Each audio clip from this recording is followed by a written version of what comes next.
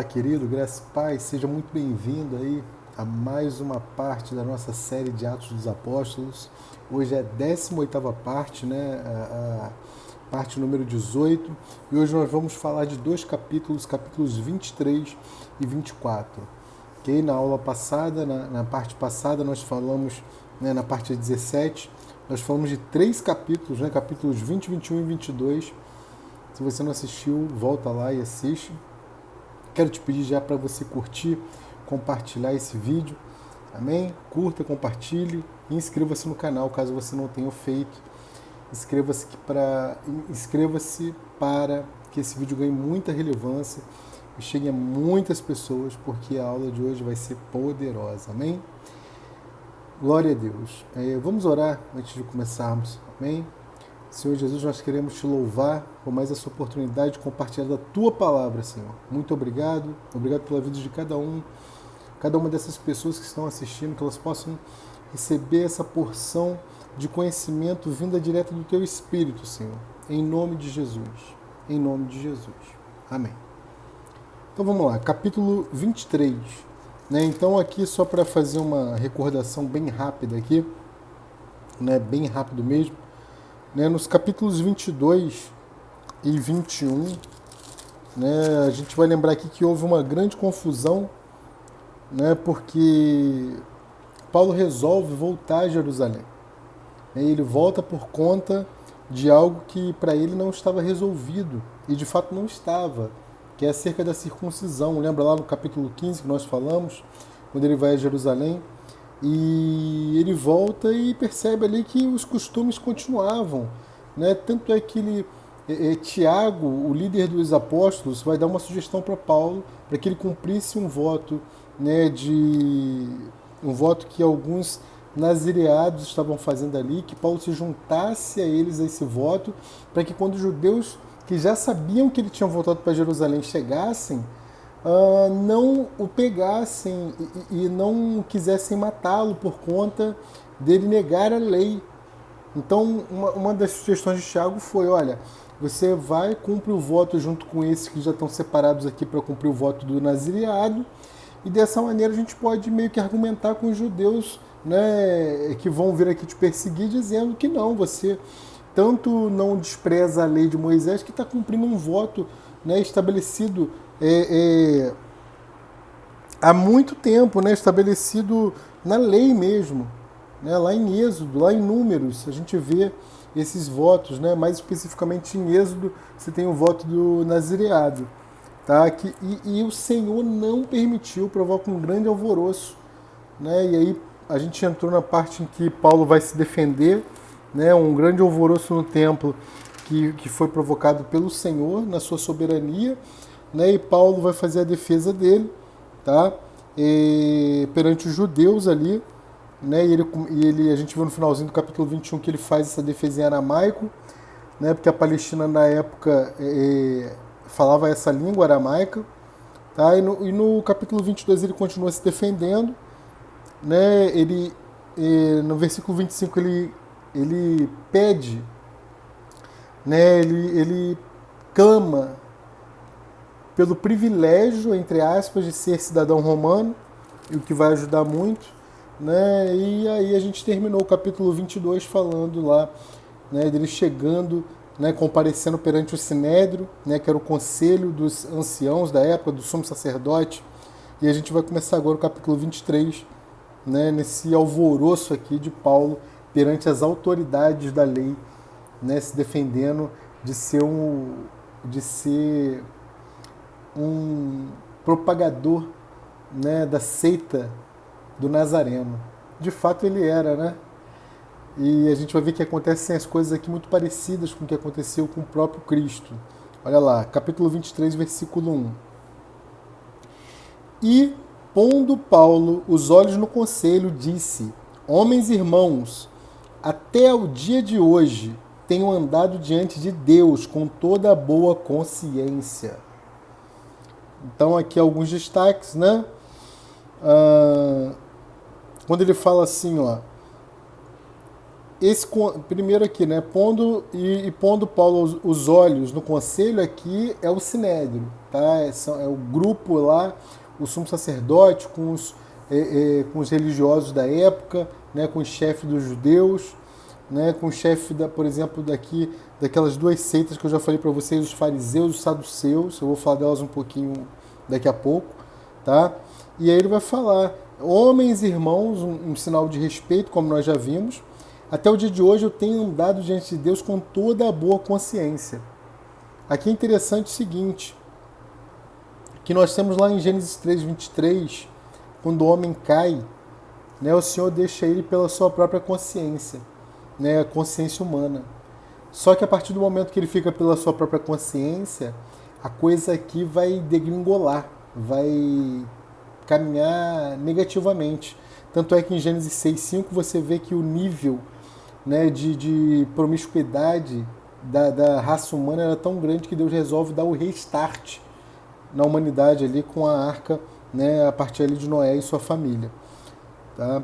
E quando Paulo fala que ele está diante de Deus com toda a boa consciência, né, ele está demonstrando aqui que essa consciência, né, diferente do que aconteceu, a maldade aumentada, né, lá quando as pessoas ficam por sua própria consciência após a queda, ele está demonstrando aqui o alto padrão dele de moralidade, né, em contraste com a hipocrisia daqueles que estavam ali para o julgar. E ele está dizendo assim, ó, após Cristo, esse alto padrão de moralidade, por mais difícil que seja, é possível que a gente consiga viver. Assim como nós hoje vivemos numa terra, né, totalmente corrompida por vários tipos de pecados, né, e pecados que nos assolam o tempo todo. O pecado, por exemplo, aí, da mentira, o pecado da hipocrisia, o pecado da pornografia, vários pecados, né, da sedução, pecados que nos assolam. Nós podemos andar assim com toda a boa consciência, se nós tomarmos ali Cristo, né, o Espírito Santo que habita em nós e nos transformarmos, perdão, em um com Ele. Que é isso que Paulo está falando aqui, né, quando ele fala assim, ó, tenho andado diante de Deus com toda a boa consciência. Tá? Versículo 2. Mas o sumo sacerdote Ananias mandou aos que estavam junto dele, né, que o ferissem na boca.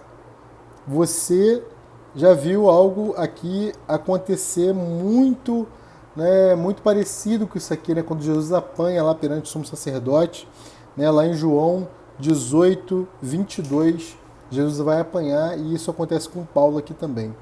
Olha lá, né, João 18:22, você pode ler lá depois com calma. Versículo 3. Eu não vou ler para a gente ganhar tempo, tá, gente? Que tem 2 capítulos para falarmos aí, é muita coisa, eu quero fazer bem dinâmico, tá?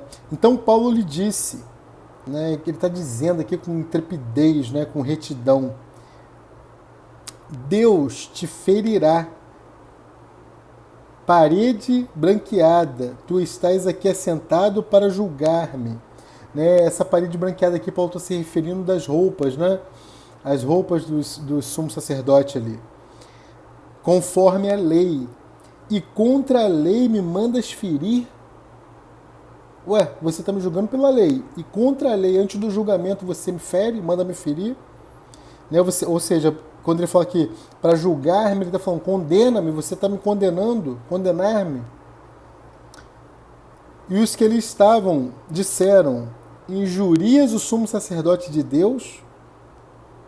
Então Paulo aqui vai dizer, ó, versículo 5, Paulo disse, eu não sabia, irmãos, que era o sumo sacerdote, porque está escrito, não dirás mal do príncipe do teu povo. Isso está lá em Êxodo 22, versículo 28. Aí Paulo vai falar a lei, né? Porque ali os judeus estavam clamando pela lei, né? Para que a lei não fosse desconsiderada.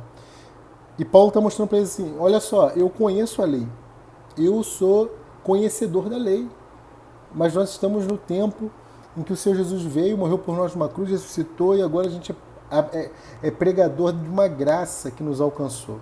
Eu sou o apóstolo da graça. Versículo 6. E Paulo, sabendo que uma Perdão. E Paulo, sabendo que uma parte era de saduceus e outra de fariseus, clamou no conselho: Homens e irmãos, eu sou fariseu, filho de fariseu, no tocante à esperança e ressurreição dos mortos sou julgado, ou seja, sou condenado.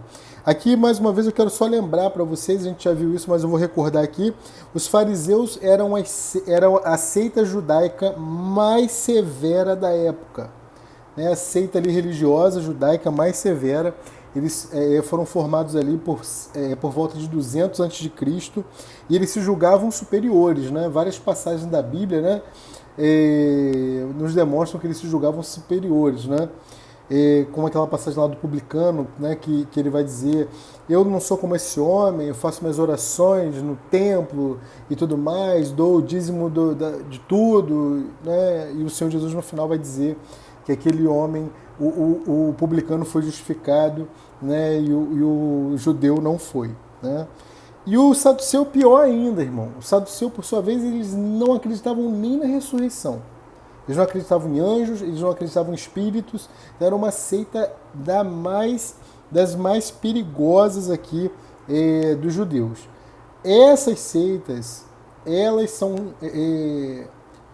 essas pessoas dessas seitas que são chamadas de raças de víbora, tanto por João Batista como pelo Senhor Jesus. Tá? Os dois chamaram, tanto os fariseus como os saduceus aí, eles chamaram raças de víboras, raça de víboras. Tá? E quando ele fala que clamou o conselho, né, olha lá, no início do versículo 6, e Paulo, sabendo que uma parte era saduceu e outra de fariseu, clamou o conselho. Ou seja, quando ele fala assim, clamou no conselho, ele utilizou aqui de sabedoria, né? Ele clamou no conselho para evitar essa perseguição. Então ele clama no meio do conselho, né? Para evitar a perseguição, para evitar aquela condenação ali prematura. Tá? Continuando, versículo 7. E havendo dito isto, houve dissensão, houve confusão, né, entre os fariseus e os saduceus, e a multidão se dividiu. Então Paulo soltou ali, soltou a palavra, que ele sabia que ia causar dissensão no meio deles para ganhar tempo ali. Tá? Versículo 8. Porque os saduceus dizem que não há ressurreição, nem anjo, nem espírito, mas os fariseus reconhecem uma e outra coisa. Aí é por isso que Paulo fala assim, ó... Homens e irmãos, eu sou fariseu, filho de fariseu. Aí quando ele fala isso, o saduceu já fala, aí tá vendo aí, ó, esse é maldito mesmo. Mas aí o fariseu que está ali no meio toma as dores de Paulo, em certo modo, e começa aquele debate. E ele ganha tempo. Logicamente que não foi instruído pelo Espírito Santo aqui para fazer isso, né? Claro que não. Porque os saduceus, versículo 8, dizem que não há ressurreição, nem anjo, nem espírito, mas os fariseus reconhecem uma e outra coisa. Já tinha lido, né? Verso 9, e originou-se um grande clamor, e levantando-se os escribas, da parte dos fariseus, contendiam dizendo, nenhum mal achamos neste homem, e se algum espírito ou anjo lhe falou, não lutemos contra Deus. Olha como é que a estratégia de Paulo do versículo 6 funciona aqui, né, a ponto do escriba aqui fariseu se levantar para defendê-lo. Tá? Versículo 10. E havendo grande dissensão, o tribuno, temendo que Paulo fosse despedaçado por eles, mandou descer a tropa para que o tirassem do meio deles e o levassem para a fortaleza. Tá? Então a raiva aqui, o ódio deles era tão grande que Paulo poderia ser despedaçado ali a qualquer momento por eles. Versículo 11. E na noite seguinte, apresentando-se-lhe o Senhor, disse, lembre-se, o Senhor vivia em Paulo. Gálatas 2:20, você lê isso lá depois, tá? Para você entender isso melhor. Olha o que o Senhor vai dizer, o próprio Jesus vai dizer aqui para Paulo. Paulo, tem ânimo. Paulo, tem ânimo. Porque como de mim testificaste em Jerusalém, assim importa que testifiques também em Roma. Então o Senhor aqui está garantindo a Paulo, você não vai morrer ainda. Não é o momento ainda. Eu vou cumprir o seu desejo de testificar acerca de mim em Roma. Você sabe disso, né? O Senhor vai cumprir o desejo de Paulo de ir a Roma. A gente viu isso lá em Atos 19, versículo 21. Depois você olha lá, tá? Então aqui o próprio Deus, né, está o animando. Tá? E no início do versículo 11, quando ele fala assim, na noite seguinte, lembre-se, no calendário judeu, né, quando o sol se põe, inicia-se um novo dia, ok? Tanto é que sexta-feira à noite, eles começam a aguardar aquilo que eles consideram o sábado, certo? Então Deus é tremendo, né? Deus está garantindo a Paulo, olha só, você não vai morrer ainda, eu vou entrar com providência nessa situação toda, porque convém que você vá ainda a Roma. Tá? E aí aqui dos versículos 12 dos versículos 12 ao 15, a gente vai ter aqui a conspiração, né, dos judeus baseada em falsidade, baseada em ódio desses fanáticos religiosos. Os mesmos que condenaram, que bateram, que espancaram, que vilipendiaram, que maltrataram o Senhor Jesus, eles agora estão aqui prestes a fazer as mesmas coisas com o apóstolo da graça, com o apóstolo Paulo. Versículo 12. E quando já era dia, alguns dos judeus fizeram uma conspiração e juraram, dizendo que não comeriam nem beberiam enquanto não matassem Paulo. Então aqui eles estavam se colocando sob maldição. Se não acontecer de nós matarmos ele, nós seremos amaldiçoados. É isso aqui que eles estão dizendo. Tá? Versículo 13. E eram mais de 40 os que fizeram esta conjuração. Tipo aquele pessoal que quer fazer greve de fome. Na mídia eles estão fazendo greve de fome, mas aí tem aquele lanchinho escondido dentro da barraca. A galera que tem por aí, que de vez em quando arma umas barracas em Brasília, essa galera que fala, não, a gente só vai comer quando, né? E aí você vai na barraca deles, está cheio de comida. E só fazem greve de fome na frente das câmeras. Mas não é disso que a gente está falando, né? Versículo 14. E estes foram ter com os principais sacerdotes e anciãos e disseram, conjuramo-nos sob pena de maldição a nada provarmos até que matemos Paulo. Ou seja, nós vamos nos amaldiçoar se nós não conseguirmos aquilo que nós queremos. Ou seja, a morte desse aí que propaga acerca da seita do Nazareno. Versículo 15. Agora, pois, vós, com o conselho, notificai ao tribuno que vô-lo traga amanhã, como que querendo saber mais alguma coisa de seus negócios. E antes que chegue, estaremos prontos para o matar. Olha a conspiração que eles fazem. E no versículo 16, aqui, Atos 23, 16 até o 24, capítulo 24, versículo 27, que a gente vai ver, ele é enviado a Félix, de maneira secreta pelo comandante aqui. Tá? E até o versículo 35, só que desse capítulo aqui que a gente está lendo, 23, ele vai ser enviado secretamente, sem que os judeus tenham conhecimento nesse momento. Senão eles matariam ele, fatalmente eles matariam ele antes que ele pudesse sair. Tá? Versículo 16. E o filho da irmã de Paulo, tendo ouvido acerca desta cilada, foi e entrou na fortaleza e anunciou ao tio, anunciou a Paulo. Tá? E, mais uma vez a gente vê que o Senhor exerceu a sua soberania para guardar a vida do apóstolo. Mais uma vez aqui, nós temos o Senhor exercendo a sua soberania para que o apóstolo tenha a sua vida preservada. Versículo 17. E Paulo, chamando a si um dos centuriões, disse, leva este jovem ao tribuno, porque tem algo, tem alguma coisa que lhe comunicar. Então mandou levar o sobrinho ao tribuno, ou seja, ao comandante. Versículo 18. Tomando ele, pois, o levou ao tribuno e disse, o preso Paulo, chamando-me a si, rogou-me que trouxesse este jovem, que tem alguma coisa para dizer-te. E o tribuno, tomando-o pela mão e pondo-o à parte, ou seja, vem cá, filho, não fala aqui não, porque pode dar ruim. Tomando-o à parte e pontos à parte, perguntou-lhe, em particular, que tens que me contar? Versículo 20, disse-lhe, os judeus se concertaram, rogar-te que amanhã leves Paulo ao conselho, como que tendo de inquirir dele mais alguma coisa ao certo. Mas tu não os creiais, porque mais de 40 homens, de dentre eles, lhe andam armando cilada, os quais se obrigaram, sob pena de maldição, a não comer nem beber, até que o tenham morto, e já estão preparados esperando de ti promessa. Então aqui a situação era o seguinte. Se ele sai com Paulo, o comandante sai, os judeus iam se apresentar a ele, dizer que eles estavam sob pena de maldição, e eles meio que obrigariam ali o tribuno, né, o comandante, a entregar-lhes Paulo para que eles pudessem o executar.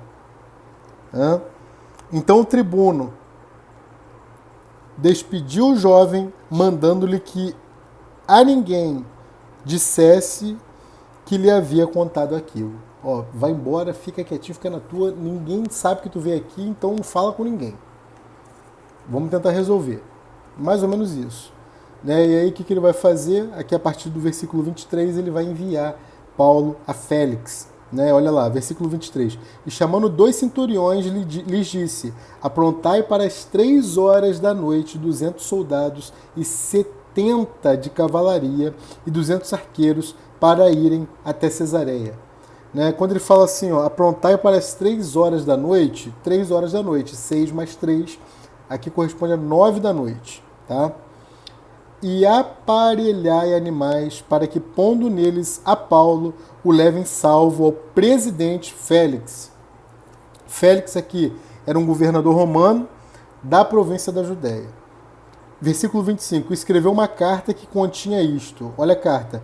Cláudio Lísias, a Félix, potentíssimo presidente, saúde, né, a saudação aí, né, do tribuno a Félix. Esse homem foi preso pelos judeus e, estando já a ponto de ser morto por eles, sobrevim eu com a tropa e o livrei, informando de que era romano. Está aqui o motivo pelo qual ele envia Paulo a Félix. Né?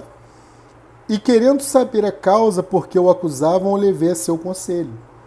Então ele ganhou tempo, de modo que os judeus, certamente, como vão fazer, vão até Félix, porém, o tribuno aqui indiretamente, né, movido não pelo Senhor Deus, né, manda Paulo a Félix. Certo? Como eu disse aqui, Deus está exercendo a soberania dele. Tá? Versículo 28. E querendo saber a causa por que o acusavam, levei a seu conselho. E achei que o acusavam de algumas questões da sua lei, mas que nenhum crime havia nele digno de morte ou de prisão. E sendo-me notificado que os judeus haviam de armar ciladas a esse homem, logo tu enviei, mandando também os acusadores que perante ti digam o que tiverem contra ele. Passa bem. Toma essa bomba aí, segura. Né? E aí Paulo vai chegar em Cesareia, olha lá, tomando, pois, os soldados a Paulo, como lhe fora mandado, o trouxeram de noite a Antipátride. Antipátride fica a mais ou menos 40 milhas romanas, né, de Jerusalém e 26 milhas romanas de Cesareia. Rafael, o que é uma milha romana? É o espaço de 1000 passos da tropa marchando. Né, equivale aí mais ou menos a 1.400 metros, tá? Quase 1,5 km nosso aí, tá bom? 1.418 metros, mais precisamente. Então, 40 milhas romanas era chão pra caramba, né? E no dia seguinte, deixando aos de cavalo irem com ele, tornaram a fortaleza, os quais, logo que chegaram a Cesareia e entregaram a carta ao presidente, lhe apresentaram Paulo. Tá? E o presidente lhe da carta perguntou de que província era, e sabendo que era da Cilícia, disse, ouvir-te-ei quando também aqui vierem os teus acusadores, e mandou que o guardassem no pretório de Herodes. Ou seja, Paulo sai daquela situação totalmente turbulenta e agora ele vai ficar ali no pretório de Herodes. O que era o pretório de Herodes? Era um palácio edificado por Herodes que depois passou a ser a habitação dos governadores. É como se fosse o Palácio da Guanabara aqui, né, no Rio de Janeiro, no caso, né? Que não é tão boa referência assim de palácio de governador nos últimos tempos, né? Pelo menos nos últimos 3, 4 governadores aí. Mas isso é um outro ponto também, né? Então perceba que Paulo ele sai de uma situação totalmente conturbada, que ele estava na iminência ali, perdão, da morte, e ali ele não fica numa prisão comum, ele ficou numa prisão dentro de um palácio, né, edificado por Herodes, certo? E aí chegamos no capítulo 24, vamos tentar falar rapidinho aí, pelo menos em 15 minutos aí eu quero acabar. Do 1 ao 9 aqui, do capítulo 24, ele vai ser acusado pelo advogado dos judeus. Olha lá o advogado dos judeus, agora, do 1 ao 9. Versículo 1, capítulo 24. E 5 dias depois, o sumo sacerdote Ananias desceu com os anciãos e um certo Tertúlio, orador, os quais compareceram perante o presidente contra Paulo. Então Ananias agora ele desce com um orador, né? Ou seja, um porta-voz, o advogado que conhecia os procedimentos ali romanos, né? Um Tertúlio ali. E sendo chamado Tértulo, né? Tértulo começou a acusá-lo dizendo, aqui a gente vai ver agora uma total falta de caráter, né? Olha lá. Visto como por ti temos tanta paz e por tua prudência se fazem a este povo muitos e louváveis serviços, sempre e em todo lugar, ó potentíssimo Félix, com todo o agradecimento queremos reconhecer, né? O queremos reconhecer. E, né, deu aquela bajulada no cara, né? Aquele argumento bajulador. Versículo 4. Mas para que não te detenha muito, né, rogo-te que, conforme a tua equidade, nos ouça por pouco tempo. Temos achado que este homem é uma peste e promotor de sedições entre todos os judeus por todo o mundo e o principal defensor da seita dos nazarenos, o qual intentou também profanar o templo, né? E nós o prendemos e conforme a nossa lei. Agora, olha que detalhe interessante. Desse ponto do versículo 6 até um ponto aqui do versículo 8 que eu vou ler para vocês agora, muitos manuscritos judeus omitem isso daqui. Ó, a partir daqui, ó, conforme a nossa lei, ó, o quisemos julgar. Isso aqui é omitido em alguns manuscritos judeus. Ó. Versículo 7 é totalmente omitido. Ó. Mas sobrevindo o tribuno Lísias, nos tirou de entre as mãos com grande violência, porque nós sabemos que isso não aconteceu, mandando aos seus acusadores que viessem a ti. Aqui isso é omitido, essa primeira parte do versículo 8. E dele, tu mesmo examinando, poderás entender tudo de que o acusamos. Verso 9. E também os judeus consentiam dizendo serem estas coisas assim. Ou seja, o advogado falava e os judeus confirmavam a fala do advogado. Versículo 10 ao 21, vem a defesa de Paulo perante Félix, e aí vai estremecer as estruturas do homem, né? Lembrando que esse Félix aqui não era nenhum santinho, a gente vai ver isso já já. Paulo, porém, fazendo-lhe o presidente sinal que falasse, respondeu, porque sei que já vai para muitos anos que desta nação é juiz, com tanto melhor ânimo respondo por mim. Ou seja, eu mesmo faço a minha defesa perante o governador. Pois bem, pode saber que não há mais de 12 dias que subi a Jerusalém a adorar, e não me achando no templo, falando com alguém, nem amotinando o povo nas sinagogas, nem na cidade. Ou seja, não provoquei nenhum tipo de confusão. Nem tampouco podem provar as coisas que agora me acusam, mas confesso-te isto, que conforme aquele caminho que chamam seita, Assim sirvo a Deus de nossos pais, crendo tudo quanto está escrito na lei e nos profetas. Tendo esperança em Deus, como estes mesmos também esperam, de que há de haver ressurreição dos mortos, assim dos justos e dos injustos. Aqui, quando ele fala justo e injusto, eu quero abrir um parênteses rapidinho. A ressurreição dos justos, que ele está dizendo aqui, vai acontecer antes do milênio. A palhinha aqui para vocês de Apocalipse. Essa ressurreição dos justos, então, é antes do milênio, por ocasião da vinda do Senhor Jesus. Você pode ver isso lá em 1ª Carta aos Coríntios 15, 23, 1 Tessalonicenses 4, 16. Essa ressurreição dos justos será a ressurreição da vida, que a gente vê lá em João 5, 28 até o 29a. Tá? E a gente vê isso em Daniel 12 também, versículo 2, parte A. Essa ressurreição, além de ser a ressurreição da vida, é a da recompensa. É a da recompensa lá de Lucas 14, verso 14. Recompensa. Tá? É a melhor ressurreição. É essa primeira ressurreição, a dos justos. Né? Lá em Apocalipse 20, dos versículos 4 ao 6, você pode ver isso. Ela é extraordinária, como a gente vê em Filipenses 3, versículo 11. Então Paulo está falando aqui da ressurreição dos justos e dos injustos.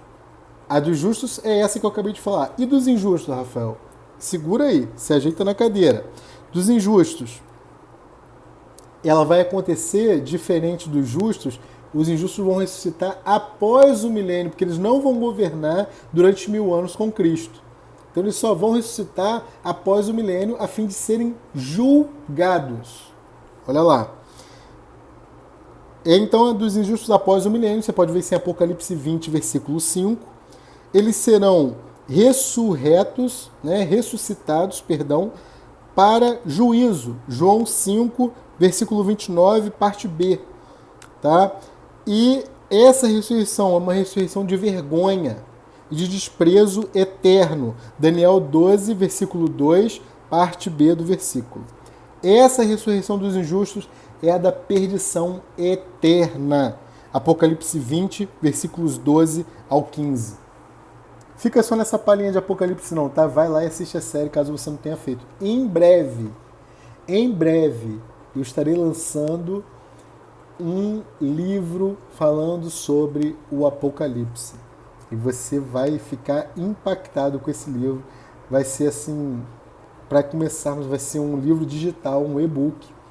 Vai ser um preço super acessível e você vai adquirir esse livro e vai ter muito ensino sobre o livro de Apocalipse. Você vai ficar impactado. Aguardem, em breve. Em breve eu vou estar divulgando o link aí para você adquirir. Versículo 16, voltando para Atos. E por isso, procuro sempre ter uma consciência sem ofensa, tanto para com Deus como para com os homens. Ora, muitos anos depois, vim trazer à minha nação esmolas e ofertas. Né? Nisto me acharam já santificado no templo, não em ajuntamentos, nem com alvoroços, uns certos judeus da Ásia, os quais convinha que estivessem presentes perante ti e me acusassem, se alguma coisa contra mim tivessem. Ou digam estes mesmos, se acharam em mim alguma iniquidade, quando compareci perante o conselho. Versículo 21. A não ser essas palavras que estando entre eles, clamei, hoje sou julgado por vós acerca da ressurreição dos mortos.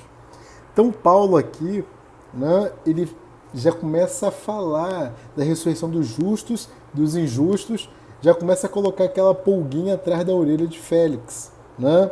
E aí ele vai agora, né, perante Félix e Drusila. Drusila aqui era a esposa de Félix, né, que era filha do rei Herodes, que era casada e foi persuadida por Félix, que se apaixonou por ela, a deixar o seu marido. Olha como é que esse Félix tinha um caráter de excelência, né?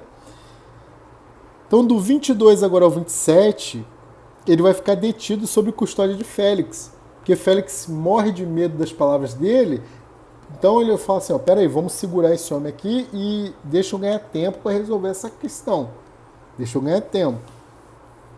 Então ele fica detido sob custódia do político romano, de Félix, né? Mas lembrando que ele era injusto e corrupto. Nada parecido com os políticos que nós temos no Brasil, né? Nada, nada.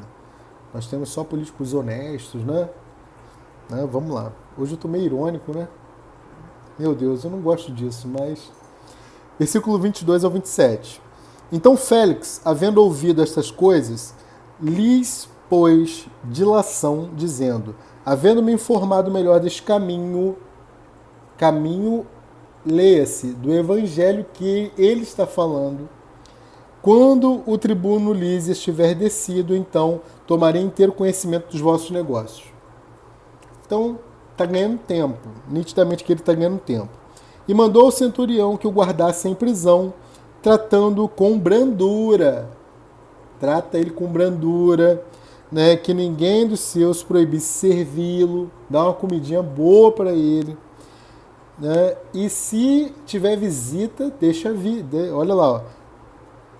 E vou ler de novo 26, né? Embolei, ó. E mandou ao centurião que o guardasse em prisão, tratando com brandura, e que ninguém dos seus proibisse servi-lo ou vir ter com ele. Podia ter visita, seria bem servido, e trata ele com brandura. Não vem sem agressão, sem, né, bater, trata ele bem. Versículo 24. E alguns dias depois, vindo Félix com a sua mulher Drúzila, que era judia, mandou chamar a Paulo e ouviu acerca da fé em Cristo. Quer dizer, ficou curioso, né? Tem que ouvir mais sobre isso aí que esse cara está falando. E tratando ele da justiça e da temperança e do juízo vindouro, Félix, amedrontado, respondeu, por agora vai-te, e tendo oportunidade te chamarei. Chega, para de falar, vai, e depois eu te chamo. Deixa eu assimilar isso aí que você está falando, e depois eu te chamo.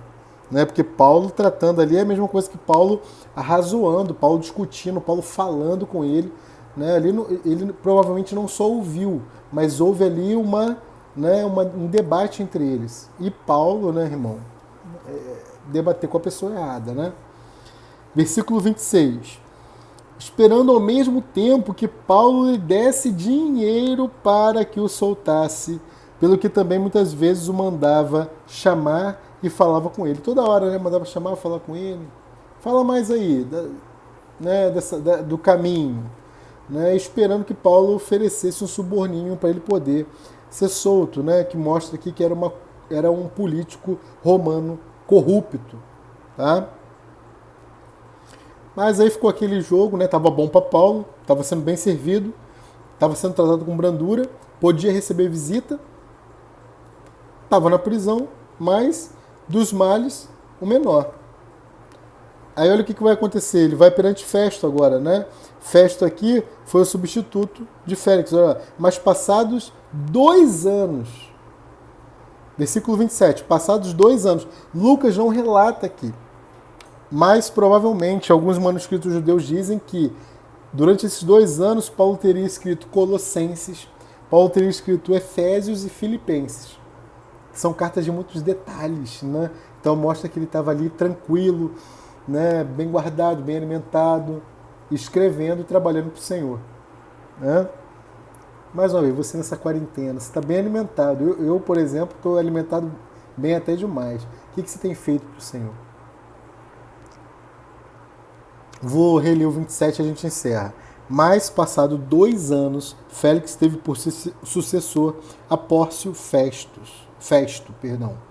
Então, houve uma sucessão de governos nesses 2 anos. E querendo Félix, com prazer, ou seja, conceder favor aos judeus, deixou a Paulo preso.